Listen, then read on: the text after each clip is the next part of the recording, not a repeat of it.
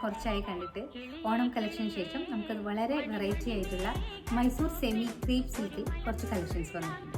നമുക്ക് നല്ലൊരു bright blue കളറിൽ വന്നിരിക്കുന്ന കളക്ഷനാണ്. ബോർഡറൊക്കെ വളരെ ലൈറ്റാണ്.